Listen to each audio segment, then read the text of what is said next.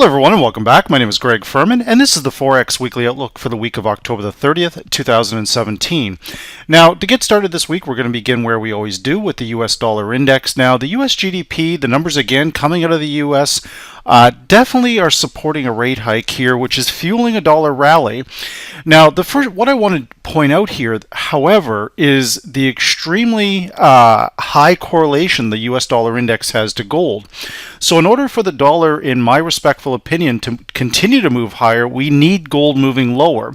We're up against a very significant trend line coming in at or about the 1260 area, with even heavier support down around 1255. These two levels on gold have to be taken out, again, in my respectful opinion, for the dollar to move higher across the board. Now, gold's key resistance this week is 1284. Providing we stay below 1284, then the dollar rally should continue. Our significant support level here after this trend line break is the 94 level, but the key vantage point levels are all the way down at 93.47, 93.86, and 94.39. Once again, you can see how the market came all the way down to the vantage point 18-day predicted moving average, and then use that as a springboard to basically accelerate higher. And I'll point out that this was prior to the GDP being released, but of course the ECB did have something to do with this, creating a dovish situation for the euro. So when we look at the euro, we can see on Thursday that great big move to the downside, the break of the trend line. But I'll also point out that VantagePoint forecasted that that was going to happen pretty much 48 hours before it actually took place, confirming that with advanced intermarket technical analysis, in most cases, we get the move prior to the actual news announcement, and this is just another example of that.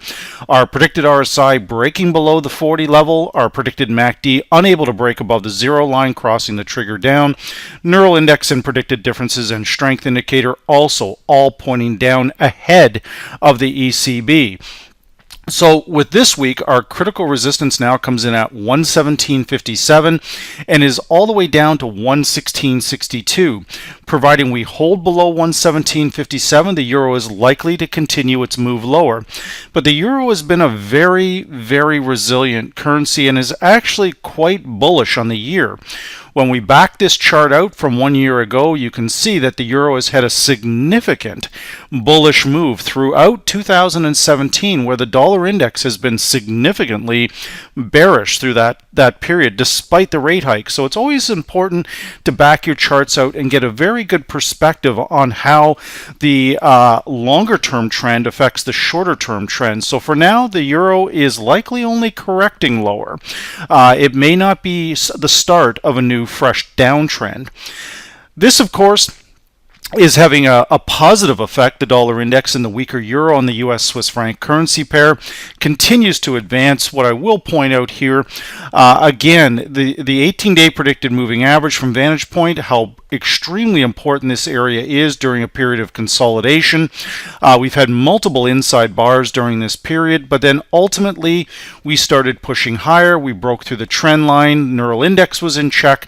This move is likely to continue, but once again, the further we move away from the VantagePoint 18-day predicted moving average, this what is now acting as critical support, the more likely it is we're going to retrace to it. Again, this has nothing to do with Fibonacci or Elliott wave or any of this. What this has to do with is we simply run out of buyers. When something goes up for a long period of time, the buyers start to get a little bit nervous. They take profit. So if we get a move lower, that's likely all that's happening with this particular pair, but it does have a very strong inverse correlation to the euro. So as long as the euro US is moving lower, US Swiss franc is likely to continue to move higher.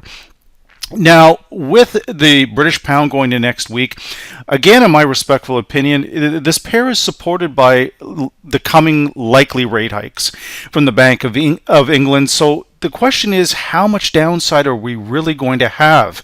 Now, when we draw in our proper trend lines to get a good idea where these levels come in at, you can see that we have a very, very tight wedge formation. The British pound has tried to break through this area. Once again, all of these days, if you look at these bars, we're closing below the VantagePoint 18-day predicted moving average.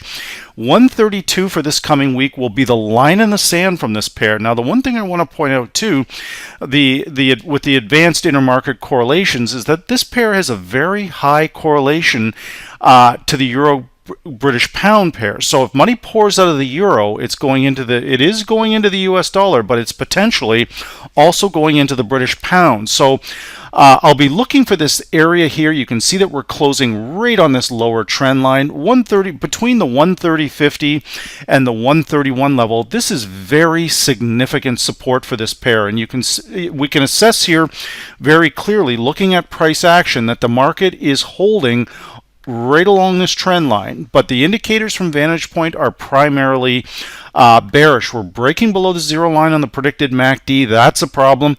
But I will point out that the predicted RSI is holding at 41.6.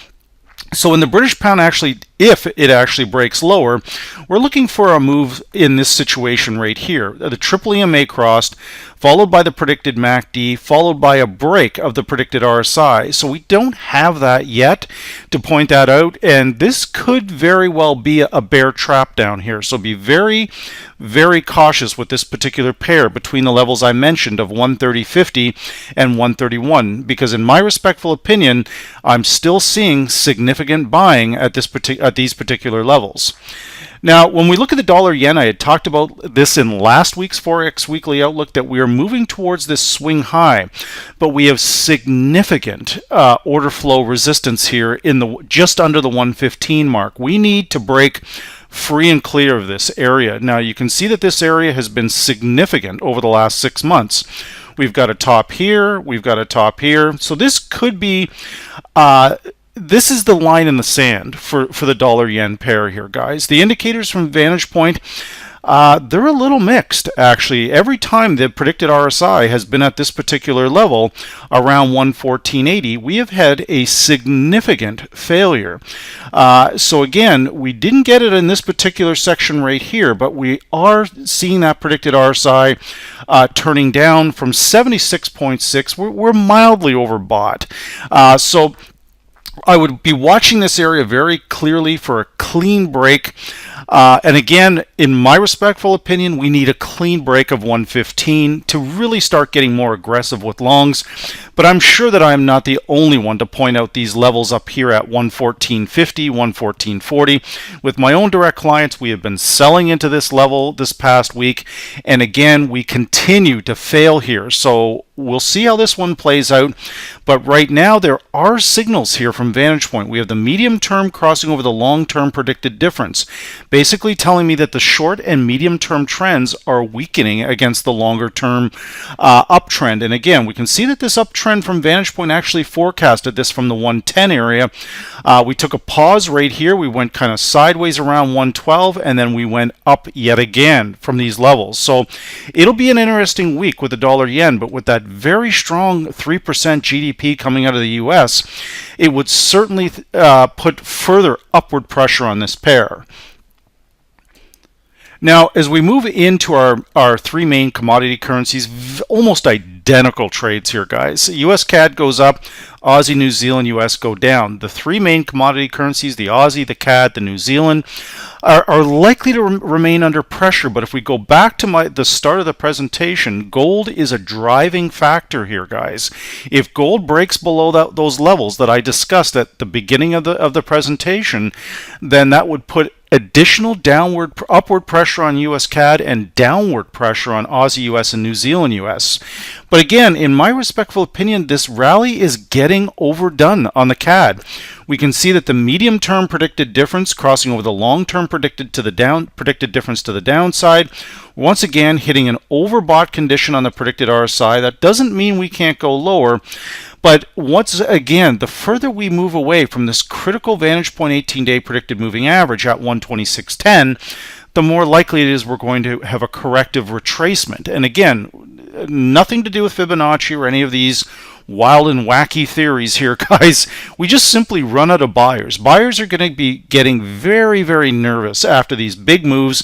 And prior to the Bank of Canada, what's very interesting here, using advanced intermarket technical analysis, is that we got this move prior to the Bank of Canada releasing the statement that they're not going to hike any further. Right now, they're in a wait-and-see mode. You remember in past presentations I've talked about US CAD and the fact that I think that it was utterly ridiculous that they hiked in the first place because the model was projecting future growth. They didn't have confirmation of that inflation. So now they have to take a step back and say, well, maybe we overshot this a bit. Maybe we're just not going to, we're going to wait and see what happens. The market took that as a very bearish condition for the Canadian pair, or the Canadian currency, So once again, I think a corrective move is in the works potentially here.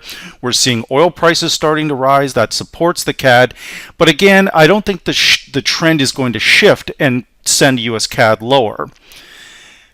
Aussie US and New Zealand US going into this week, guys, these two charts are almost identical. If we look at the New Zealand US chart and the Aussie US chart, they are almost identical. Now, the Aussie currency still has significant support at the 76 level. We've got our neural index down. Our predicted short, medium, and long-term differences still pointing down, as is the predicted MACD.